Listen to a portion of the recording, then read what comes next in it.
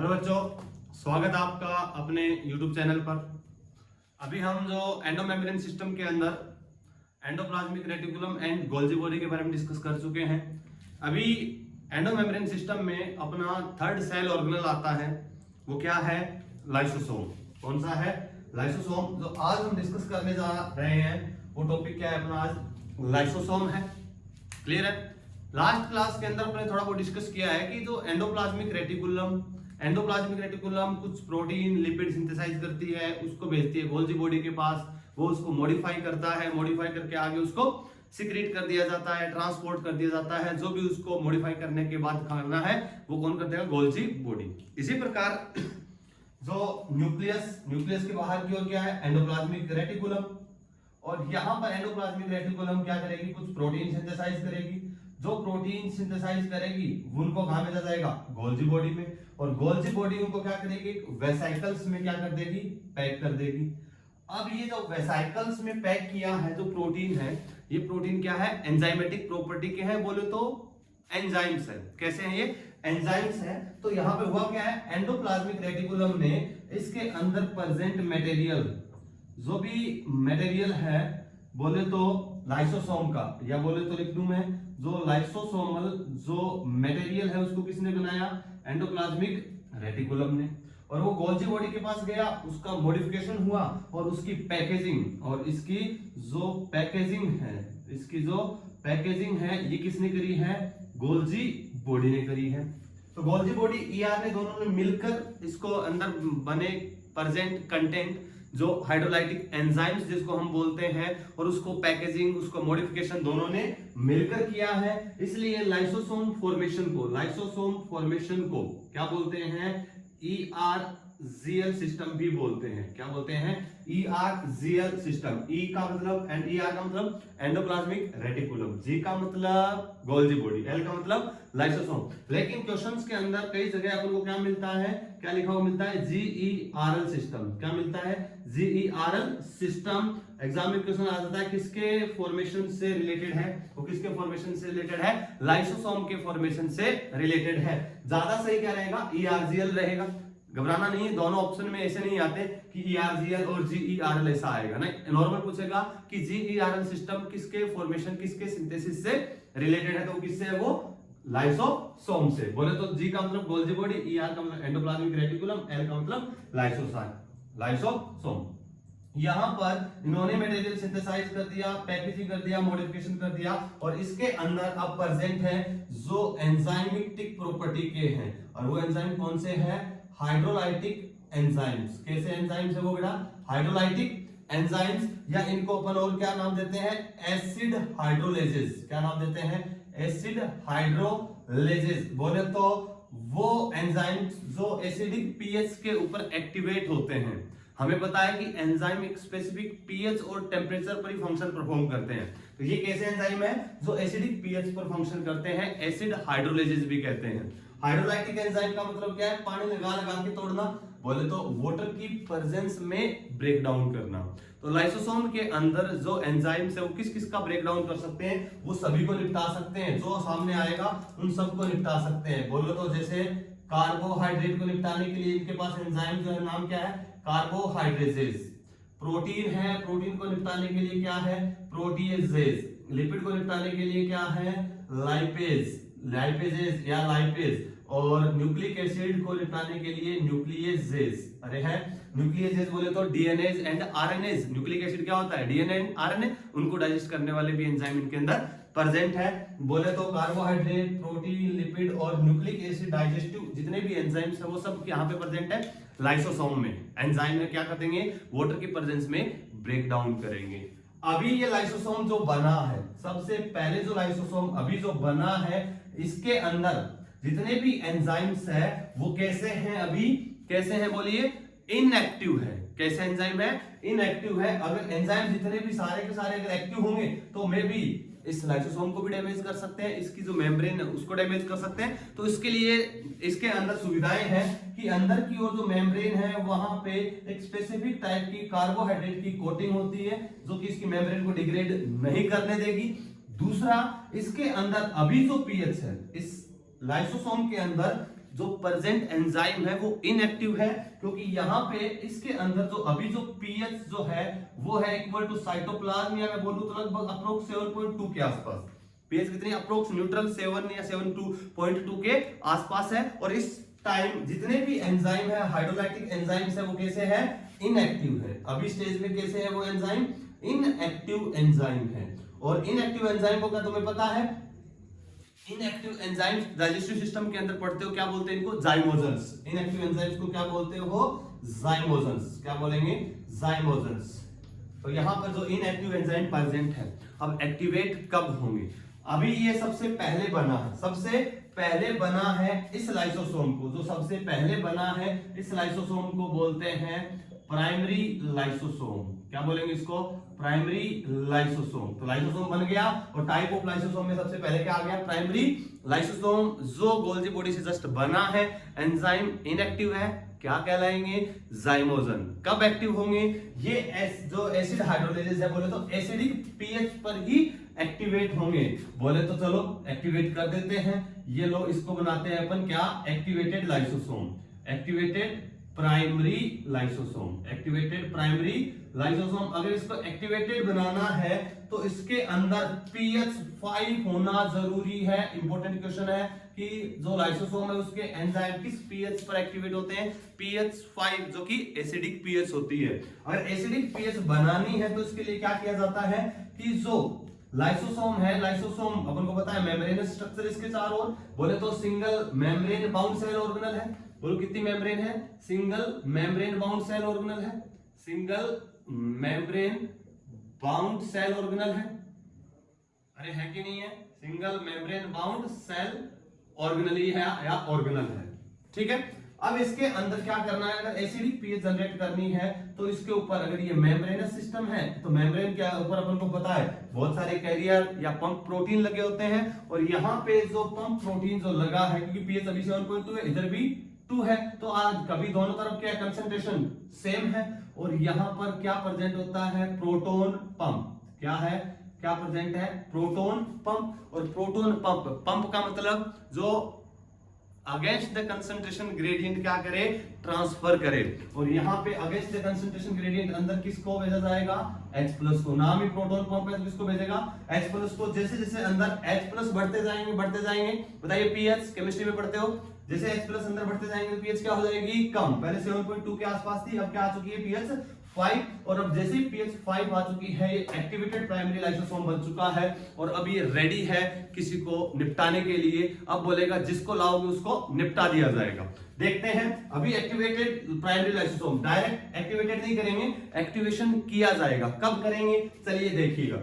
मान लो यहां पर, मानो यहां पर कोई सॉलिड सब्सटेंस था, कोई सॉलिड फूड पार्टिकल भी हो सकता है, कोई सॉलिड फूड हो सकता है, वो लिक्विड भी हो सकता है, वो सॉलिड भी हो सकता है, या बोलूं कोई अगर बैक्टीरिया, मान लो अगर कोई बैक्टीरिया है बाहर घूम रहा है, बैक्टीरिया बाहर दादागिरी कर रहा है, ऐसे घूम रहा है, बोला मैं आ रहा हूं, तो लाइसोसोम बोलेगा चल आ जा। पहले जैसे ही अंदर आना चाहेगा, और अंदर तुम्हें पता है मेम्ब्रेन है, तो मेम्ब्रेन कैसे लेगी अंदर इसको, क्या वेसिकल्स की फॉर्म में लेगी कि नहीं लेगी, तो ये इसके अंदर आएगा। चलो अपन इसी को बना देते हैं, ये ले भाई बैक्टीरिया आजा, तेरा ही इंतजार है। और मेम्ब्रेन के अंदर आया कि नहीं आया, और इधर से अंदर से कवरिंग हुई, और ये लो ये बन गया वेसिकल। क्या बन गया, वेसिकल्स। इसके अंदर कौन बैठा है, ये बैक्टीरिया। अरे बैठा है कि नहीं बैठा, चलो बैक्टीरिया भी हो सकता है, कोई फूड पार्टिकल भी हो सकता है, बिल्कुल ठीक है। अब जैसे ही ये बाहर से आया है, क्या है, बैक्टीरिया, मान लो लिख दिया आपने बैक्टीरिया, और अंदर ले लिया। बताइए सॉलिड सब्सटेंस को मेम्ब्रेन वेसिकल लाइक स्ट्रक्चर में पैक करके अंदर लेने की प्रोसेस को क्या कहते हैं। अगर वो सॉलिड है तो बोलिए क्या बोलते हैं, प्रोसेस का नाम फैगोसाइटोसिस। और इस वेसिकल्स का नाम बोलिएगा, क्या नाम है इसका, फैगोसोम। क्या नाम है, फैगोसोम। अरे है कि नहीं है, इसका वेसिकल का नाम क्या है, फैगोसोम। प्रोसेस का नाम फैगोसाइटोसिस। अब अगर यहाँ पे लिक्विड होता तो बोलो, मैं लिखूंगा नहीं, समझ जाओगे तुम। अगर यहाँ लिक्विड सब्सटेंस होता तो क्या होता, बोलो सेल ड्रिंकिंग, बोले तो पिनोसोम। क्लियर है। अभी क्या, ये फैगोसोम अंदर आ गया, सेल के पास मैसेज जाएगा। जैसे ही मैसेज आएगा कि बाहर से कोई आ गया, तो न्यूक्लियस मैसेज करेगा, फोन करेगा, किसको फोन करेगा? लाइसोसोम को, कि जा अब तेरा टाइम आ चुका है, अब जा अपना रंग दिखा दे। और रंग दिखाने के लिए लाइसोसोम जाएगा किसके पास? फैगोसोम के पास। किसके पास जाएगा? फैगोसोम के पास। बोलेगा चल आजा, चल आजा, मैं तेरा इंतजार कर रहा हूं, तेरा इंतजार कर रहा हूं। और ये जैसे इधर जा रहा था, दोनों ने एक दूसरे को देखा, लाइसोसोम ने फैगोसोम को देखा कि चल आजा, हम तेरे को चांद तारों की सैर कराते हैं। और क्या हुआ? ये लाइसोसोम इस वेसिकल्स के साथ, इस जो फैगोसोम है इसके साथ क्या हो गया? फ्यूज हो गया। कह रहे कुछ नहीं कहूंगा, तू बस आजा, तू बस आजा। और इसे क्या पता था अंदर की ओर क्या माहौल है? अंदर ये बैक्टीरिया था, अंदर हाइड्रोलाइटिक एंजाइम, बोले तो पानी लगा लगा के तोड़ दिया। क्या तोड़ा? पानी लगा लगा के तोड़ दिया, लाइसोसोम और फैगोसोम। और ये सब्सटेंस बोलो कहां से आया? बाहर से आया कि अंदर से? बाहर से आया कि अंदर से? सेल का है कि सेल के बाहर का? सेल के बाहर का। कहां का है? सेल के बाहर का। बोले तो हेटेरोफैगोसोम। और ये जो स्ट्रक्चर बनी है उसको क्या नाम देते हैं? हेटेरोफैगोसोम। क्या बोलेंगे? हेटेरोफैगोसोम। हेटेरोफैगोसोम क्यों बोला? क्योंकि ये कहां से आया है? बाहर से आया है, इसलिए इसको नाम दिया अपने हेटेरोफैगोसोम। फैगोसोम तो समझ गए ना? किसी सॉलिड सब्सटेंस को, बैक्टीरिया को क्या करना? वेसिकल्स की फॉर्म में अंदर की ओर लेना। बोले तो एंडोसाइटोसिस का टाइप फैगोसोम। और अपने लाइसोसोम के साथ जैसे ही फ्यूज हुआ तो जो स्ट्रक्चर बनी क्या? हेटेरोफैगोसोम। और हेटेरोफैगोसोम मिलते ही लाइसोसोम ने अपना रंग दिखाया, कंप्लीट टोटे टोटे कर दिए। टोटे टोटे करने के बाद इसके अंदर जो काम की चीजें थे उसको क्या कर लिया? उसने एब्जॉर्ब कर लिया। और जो हेटेरोफैगोसोम बना है, जो हेटेरोफैगोसोम बना है, बोलिए कैसा है? ये था प्राइमरी लाइसोसोम, तो ये कैसा है? दोबारा बना है तो सेकेंडरी लाइसोसोम। क्या है भाई? Secondary lysosome. और दूसरा नाम क्या लिखा है? हेटेरोफैगोसोम। अरे है क्या? हेटेरोफैगोसोम या सेकेंडरी लाइसोसोम। इसको निपटा दिए। बोले तो अब जैसे ही काम की चीजें थी सेल ने एब्जॉर्ब कर लिया। अब जो बचा कचरा, तो कचरे को सेल में रख के क्या करना है? क्या करिएगा? सेल में रख के क्या करना है? जो भी कचरा बच गया, उस कचरे को वही वेसिकल लाइक स्ट्रक्चर में पैक रखो और उसको क्या किया जाए? सेल के बाहर छोड़ दिया जाए। क्या किया जाए? सेल के बाहर छोड़ दिया जाए। अरे छोड़ दिया जाए कि नहीं छोड़ दिया जाए? ये लोग भाई सेल के बाहर, ये वेसिकल की फॉर्म में मेम्ब्रेन के साथ क्या होगा? फ्यूज होगा और इसको सेल के बाहर निकाल दिया जाएगा। बोले तो प्रोसेस क्या कहलाएगी? एक्सोसाइटोसिस। बोले तो एक्सक्रीशन। अब इसके अंदर क्या है? बोलो वेस्ट मटेरियल। क्या है? Waste material. तो इसको बोलते हैं रेजिडुअल बॉडी या रेजिडुअल लाइसोसोम। क्या बोलेंगे? रेजिडुअल लाइसोसोम, या इसी को नाम देते हैं टर्शरी लाइसोसोम। कंजेस्टेड एरिया हो गया बेटा, साथ साथ लिखते चलना। हेटेरोफैगोसोम का नाम, दूसरा नाम सेकेंडरी लाइसोसोम। अब जो काम की चीजें उसको एब्जॉर्ब कर लिया।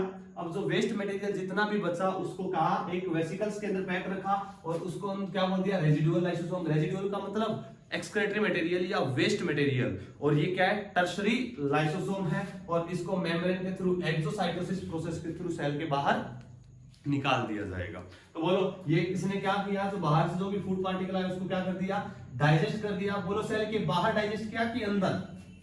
बाहर किया कि अंदर? बोलिए। अरे अंदर किया। क्या किया? अंदर किया, क्योंकि सेल के अंदर डाइजेशन हो रहा है। मटेरियल बाहर से आया लेकिन डाइजेशन कहां हुआ? अंदर। तो बोलो क्या बोलेंगे इसको? Intra cellular digestion. क्या बोलेंगे? Intra cellular digestion. तो एक फंक्शन हो गया इंट्रा सेलुलर डाइजेशन। बोलिए किस सब्सटेंस को बाहर से आए हुए को इसने खाया? बाहर से आए हुए को इसने खाया। बोले तो जो लाइसोसोम बना वो हेटेरोफैगोसोम बना। अरे बना कि नहीं बना? और इस प्रोसेस को नाम देते हैं क्या? इस प्रोसेस को नाम देते हैं क्या? हेटेरोफैगी। क्या बोलेंगे भाई? हेटेरोफैगी। जो हेटेरोफैगोसोम बना इस प्रोसेस को नाम क्या देंगे? हेटेरोफैगी। वापिस फूड या सॉलिड्स जो भी सब्सटेंस था या कोई बैक्टीरिया था उसको मेम्ब्रेन ने वेसिकल लाइक स्ट्रक्चर में पैक किया, लेके आए, क्या बना?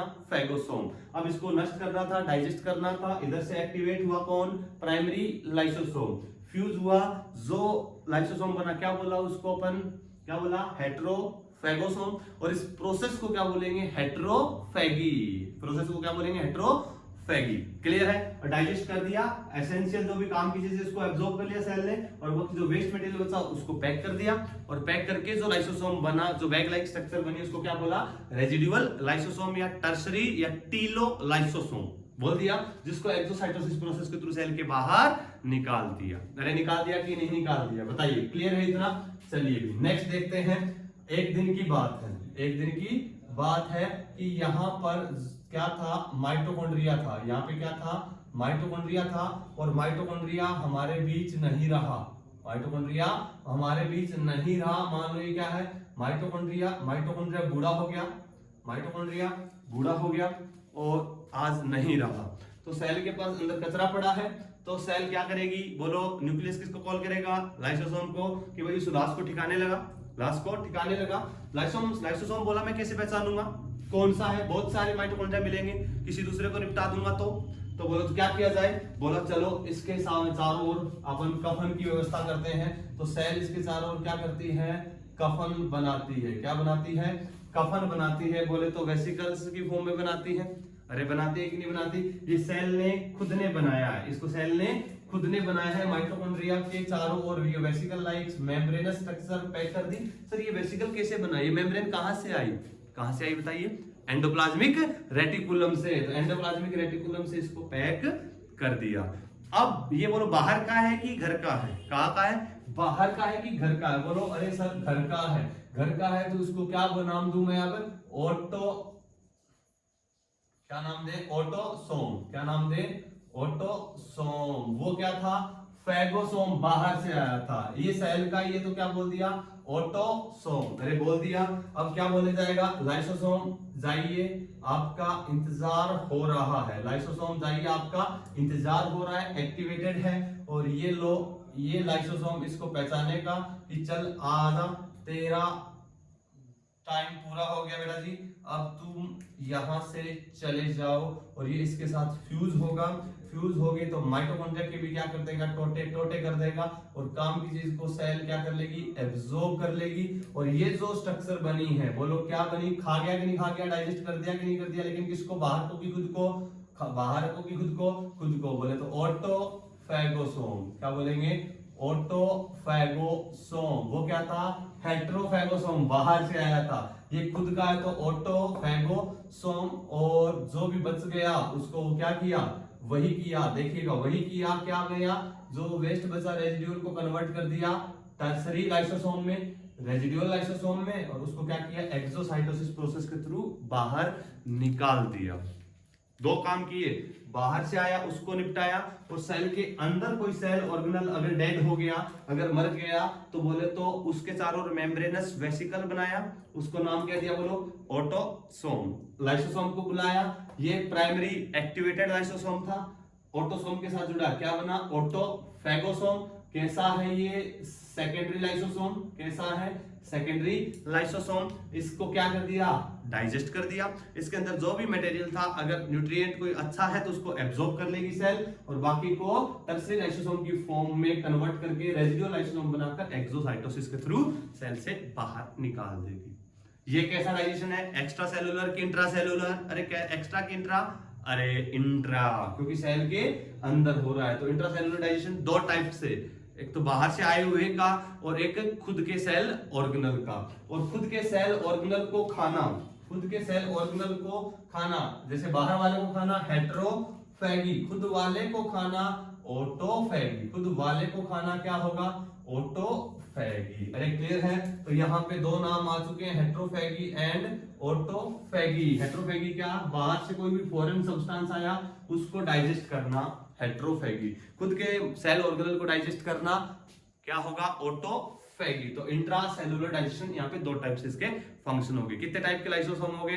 प्राइमरी और प्राइमरी एक्टिवेटेड, प्राइमरी, उसके बाद सेकेंडरी। सेकेंडरी दो टाइप के दिख रहे हैं अपन को, ऑटोफैगी, हेट्रोफैगी शो करने वाले। ऑटोफैगोसोम और हेट्रोफैगोसोम दोनों ही क्या है? सेकेंडरी। और टर्सरी क्या है? रेजिडुअल, जिसके अंदर क्या है? वेस्ट है, और उसको सेल से बाहर निकाल दिया जाएगा।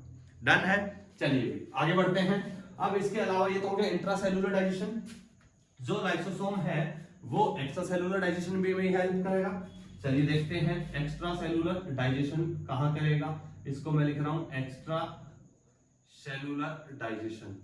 जो एक्स्ट्रा सेलुलर डाइजेशन का मतलब सेल के बाहर डाइजेशन क्या किया जाएगा, जो एक्टिवेटेड प्राइमरी लाइसोसोम है यहां से क्या किया जाएगा, उन एंजाइम को सिक्रीट किया जाएगा।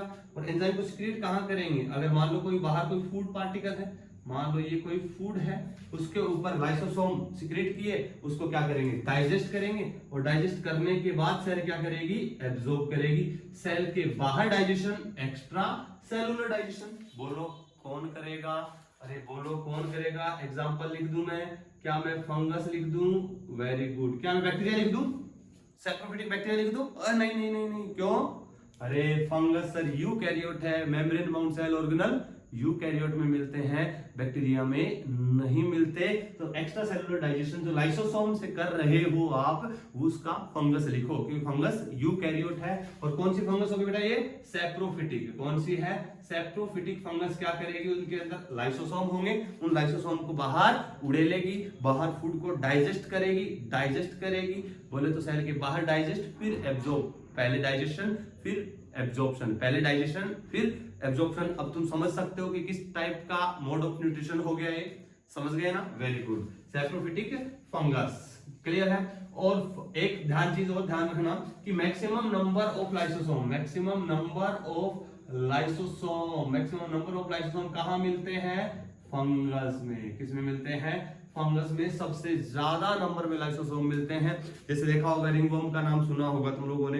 रिंगवर्म होता है तो उसमें क्या होता है, सर्कुलर मैनर के अंदर यहाँ से वो इसको डिग्रेड करता जाता है कि यहाँ की सेल क्या है, ऑर्गेनिक ही तो है, कार्बोहाइड्रेट प्रोटीन फैट यही तो है सब कुछ, इसको डाइजेस्ट किया, इस प्रकार सर्कुलर मैनर में बढ़ती जाएगी। क्या कर रही है वो, कंटिन्यूअस हाइड्रोलाइटिक एंजाइम को सिक्रीट कर रही है।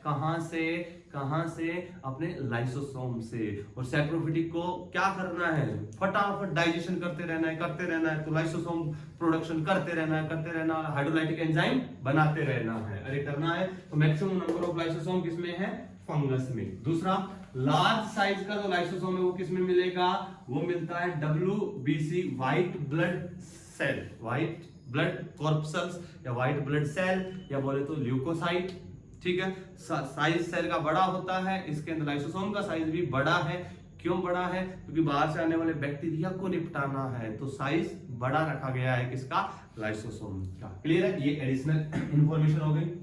तो क्या कर दिया, एक्स्ट्रा सेलुलर डाइजेशन जैसे फंगस के अंदर। क्लियर है, इसी के अंदर एक्स्ट्रा सेलुलर डाइजेशन में एक चीज और देखो, ये क्या है, बोन। मैं नाम लिख रहा हूं, अगर तुम लोगों ने मूवमेंट एंड लोकोमोशन के अंदर सुना है तो ठीक है, नहीं सुना तो कोई दिक्कत नहीं, जिसको बोलते हैं बोन रिजॉर्प्शन। बोले तो बोन के अंदर तरोताजगी आ गई है, बोन रिजॉर्प्शन। बोले तो ना एब्जॉर्प्शन ना एड्जॉर्प्शन, ये क्या है, बोन रिजॉर्प्शन। कोई दिक्कत नहीं है, तुम तो बस इतना याद रखना कि मान लो ये अपनी बोन है, अगर बोन के अंदर कोई अनवांटेड सब्सटेंस, ये क्या है, बोन है, अगर कोई अनवांटेड पार्ट ग्रो कर गया बोन के अंदर, अनवांटेड पार्ट ग्रो कर गया बोन के अंदर, तो अनवांटेड है तो काम का नहीं है, तो इसको रिमूव करना है। तो क्या किया जाएगा, जो बोन की सेल है, यहाँ पे बोन ईटिंग सेल, बोले तो बोन के अंदर अनवांटेड सब्सटेंस को खाने वाली सेल, बोलो तो क्या, ओस्टियोक्लास्ट, ओस्टियोब्लास्ट नहीं, ओस्टियोक्लास्ट सेल क्या करेगी, लाइसोसोम सिक्रीट करेगी।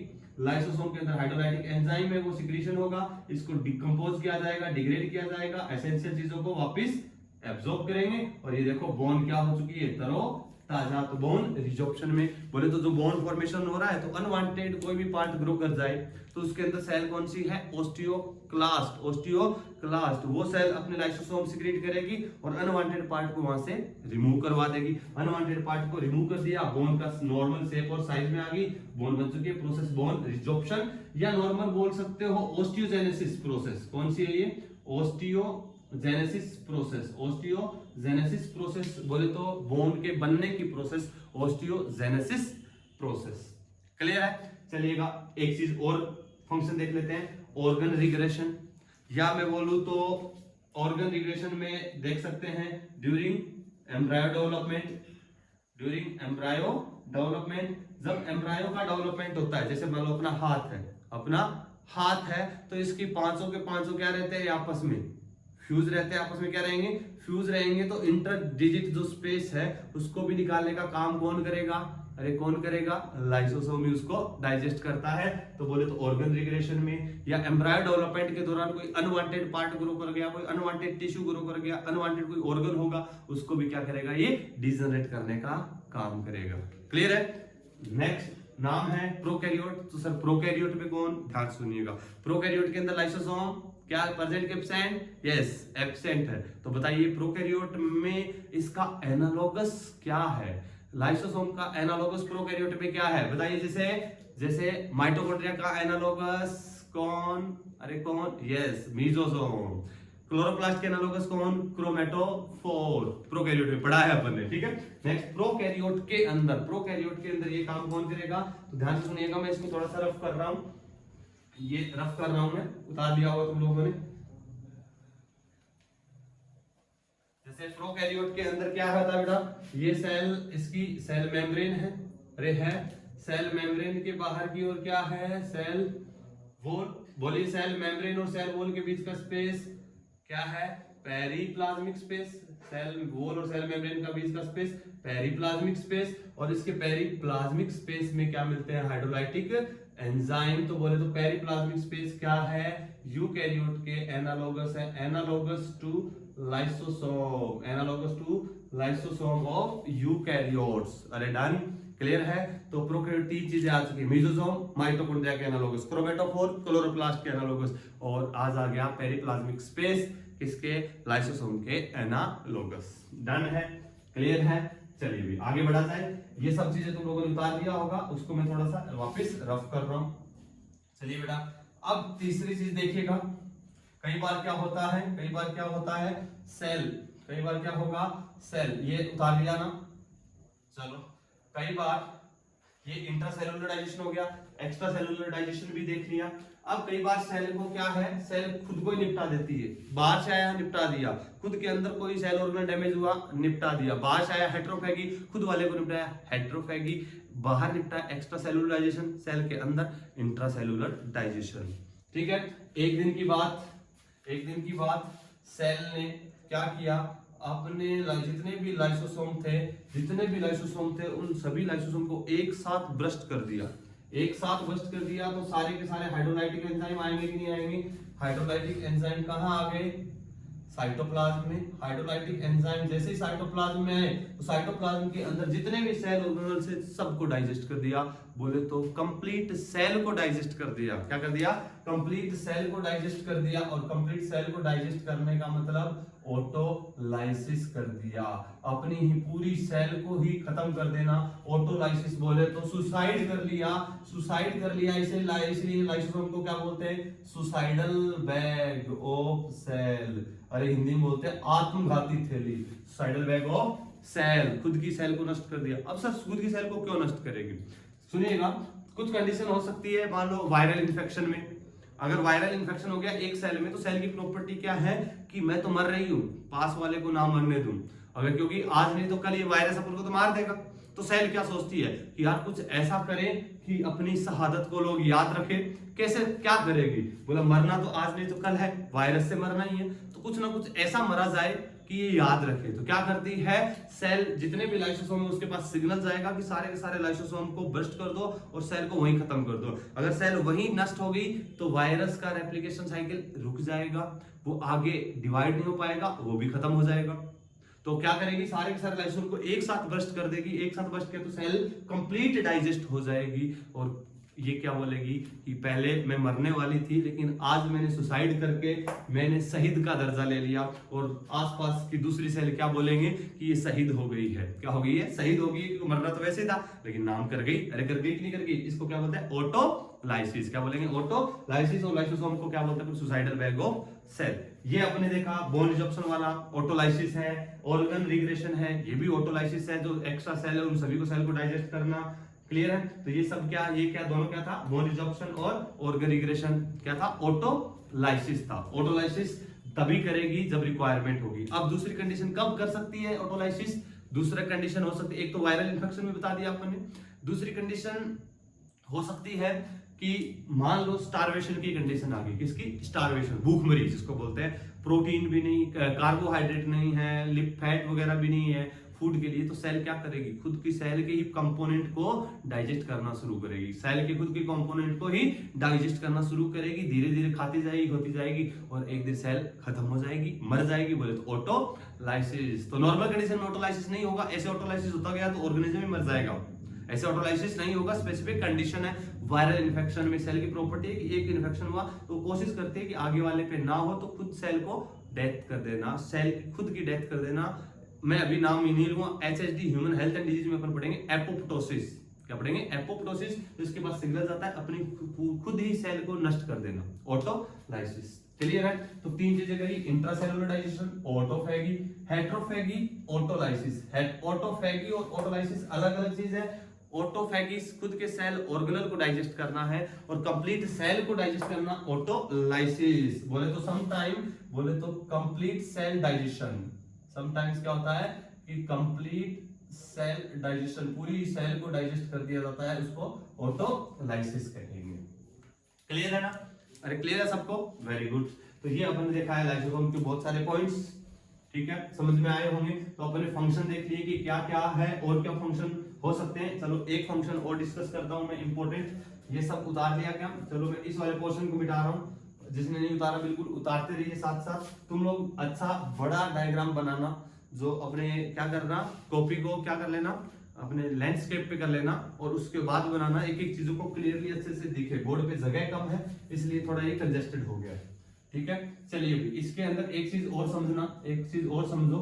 जैसे एक फंक्शन और मिलता है अपन को, कुछ चीजें एनसीईआरटी से है, एनसीईआरटी से कुछ थोड़ी बहुत बाहर की भी है जो एग्जाम में आती है। एक प्रोसेस का नाम है मेरा, जिसका नाम है मेटामॉर्फोसिस। क्या नाम है?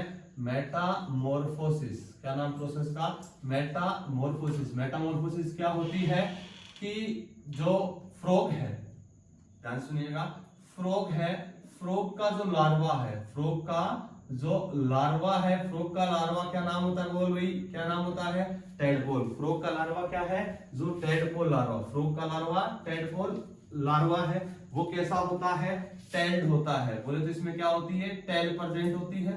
और फ्रॉग के लार्वा को एडल्ट में कन्वर्ट करना, बोले तो एडल्ट फ्रॉग में कन्वर्ट करना, या कन्वर्ट होने की प्रोसेस, कन्वर्जन होने की प्रोसेस ही क्या है? मेटामॉर्फोसिस है।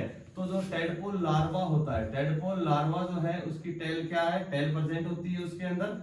तो लेकिन एडल्ट के अंदर तुम लोगों ने देखा है, फ्रॉग या मेंढक के अंदर क्या कोई टेल होती है? नहीं होती। क्या किया जाता है? टेल का इसका यूज नहीं है तो इसको क्या करो? हटा दो। क्या किया जाएगा? कैसे हटा देंगे? इस टेल के पास जितने भी लाइसोसोम के एंजाइम होंगे, जितने भी लाइसोसोम होंगे, उन सभी को आदेश दिया जाएगा कि सारे के सारे पूरी कंप्लीट टेल को क्या कर दो? डाइजेस्ट कर दो। ये हाइड्रोलाइटिक एंजाइम जैसे डाइजेस्ट करेंगे, जो भी न्यूट्रिएंट एसेंशियल होंगे ये क्या कर लेगा? एब्जॉर्ब कर लेगा। बोले तो अपनी मेटामॉर्फोसिस, लार्वा से एडल्ट बनने की प्रोसेस में काम में आएंगे न्यूट्रिएंट, और ये टेल क्या हो जाएगी? गायब हो जाएगी। एडल्ट में टेल नहीं होगी। तो इस यहाँ पे जो लाइसोसोम के अंदर जो एंजाइम है लाइसोसोम के अंदर, वो एक स्पेसिफिक कैटेगरी के एंजाइम है, हाइड्रोलाइटिक एंजाइम है, लेकिन एक स्पेसिफिक नाम है, वो अपन को ध्यान रखना है। उसका नाम है कैथेप्सिन। यहाँ पे जो हाइड्रोलाइटिक एंजाइम है कौन से है? वो कैथेप्सिन एंजाइम कैटेगरी के एंजाइम है। इसके अंदर 50 टाइप, लगभग अप्रोक्स 50-55-60 टाइप के एंजाइम्स है। वो कंप्लीट टेल को क्या कर देंगे? डाइजेस्ट कर देंगे। क्या नाम है? कैथेप्सिन। फ्रॉग के टेडपोल लार्वा को एडल्ट में कन्वर्ट करने के दौरान उसको टेल को, बोले तो पहले टेल था, अब टेल लेस हो गया, टेल को डिजनरेट कर दिया। अरे कर दिया, ये इसका फंक्शन हो गया, ठीक है। चलिए भाई, ये अपने देख लिया। अब देखना, एक इंपॉर्टेंट नाम और आता है अपने लाइसोसोम के लिए, एक इंपॉर्टेंट नाम और आता है कि लाइसोसोम की अपने स्ट्रक्चर देखिए। इंट्रासेलुलर डाइजेशन में क्या बनाया देखना, ध्यान से सुनिएगा। क्या इसने हेटेरोफैगोसोम बनाया? बोले जो बाहर से आया उसको डाइजेस्ट किया? बिल्कुल किया। क्या ऑटोफैगोसोम किया? अरे किया कि नहीं किया? ऑटोफैगोसोम किया। क्या ऑटोलाइसिस किया? यस किया। किसने किया? सारे काम किसने, कौन कर रहा है? लाइसोसोम ही कर रहा है। अरे कर रहा है कि नहीं कर रहा? हेटेरोफैगोसोम बनाया, ऑटोफैगोसोम बनाया, ऑटोलाइसिस किया, रेजिडुअल बॉडी बनाया। अरे बनाया कि नहीं बनाया? रेजिडुअल बॉडी बनाया। बोले तो रेजिडुअल बॉडी टर्सरी लाइसोसोम था। ये दोनों सेकेंडरी लाइसोसोम थे, पहले थे कि नहीं थे? और प्राइमरी लाइसोसोम भी था। प्राइमरी लाइसोसोम में एंजाइम कैसे थे? इनएक्टिव थे। अरे इनएक्टिव थे कि नहीं थे? देखो इनकी अलग अलग मॉर्फोलॉजी शो कर रहा है। ये बोले तो अकेली मॉर्फोलॉजी नहीं, इसके अंदर इनके फंक्शन भी अलग अलग है। ध्यान से सुनिएगा, क्या है कि जो अपने लाइसोसोम है उसकी अलग अलग फॉर्म मिल रही है। यहाँ पे एंजाइम इनएक्टिव, फिर एक्टिवेट करेंगे, बाहर से आया उसको निपटा दा, हेट्रोफैगोसोम के थ्रू प्रोसेस हेट्रोफैगी, खुद को सेल ऑर्गेनल को निपटाना, ऑटोफैगोसोम, ऑटोलाइसिस, रेजिडुअल वेस्ट मटेरियल को बाहर डालना। तो अलग अलग क्या है, मेटाबॉलिक स्टेट है। क्या है, अलग अलग मेटाबॉलिक स्टेट है कि नहीं है भाई, ध्यान से, क्या है, डिफर मेटाबॉलिक स्टेट। यहां पर लाइसोसोम अलग अलग मेटाबॉलिक स्टेट को शो कर रहा है और डिफर मेटाबॉलिक स्टेट है। इसीलिए क्या बोलते हैं भाई इसको, पॉलीमॉर्फिक सेल ऑर्गेनल। क्या बोलेंगे, पॉलीमॉर्फिक सेल ऑर्गेनल इंपॉर्टेंट है। पॉलीमॉर्फिक सेल ऑर्गेनल कौन सा ऑर्गेनल है, लाइसोसोम। पॉलीमॉर्फिक कौन सा है, लाइसोसोम। बोले तो डिफरेंट मेटाबॉलिक स्टेट या डिफरेंट मॉर्फोलॉजी में मिलना पॉलीमॉर्फिक सेल ऑर्गेनल है। अलग अलग मेटाबॉलिक स्टेट। एक यहीं पे ऐड कर लेना, नोट्स के अंदर ऐड कर लेना कि जो गोल्जी बॉडी पढ़ा था, गोल्जी बॉडी जो होता है वो क्या होता है, प्लियोमॉर्फिक। क्या होता है, pleomorphic cell organelle. Pleomorphic cell organelle है कौन, गोल्जी बॉडी। ये क्या है, पॉलीमॉर्फिक, वो है प्लियोमॉर्फिक। प्लियोमॉर्फिक का मतलब है साइज शेप डिफर होना, साइज शेप डिफर होना प्लियोमॉर्फिक है। Polymorphic different metabolic activity show करना, डिफरेंट मेटाबॉलिक फॉर्म शो करना, वो क्या है, polymorphic. Polymorphic lysosome, pleomorphic Golgi body. Pleomorphic कैसे, जैसे अपने बताया था इसके अंदर 6 to 8 सिस्टर नहीं मिल रही है, सबसे आगे वाली सबसे छोटी है, पीछे वाली सबसे बड़ी है, आगे वाली धीरे धीरे छोटी होती जाती है, पहले बड़ी फिर छोटी होती जाएगी। तो बोले अलग अलग साइज और शेप शो कर रहा है, तो इसलिए उसको बोलते हैं प्लियोमॉर्फिक। क्लियर है ना। तो इतना अभी अपन ने सभी जो देखा है वो सब किसके बारे में देखा, लाइसोसोम के बारे में। क्लियर है, सब चीजें समझ में आई है, वेरी गुड। अब मिलते हैं अपन नेक्स्ट क्लास में ब्रेक के बाद, तब तक के लिए टाटा बाय बाय। हंसते रहिए, खेलते रहिए, पढ़ते रहिए, धन्यवाद।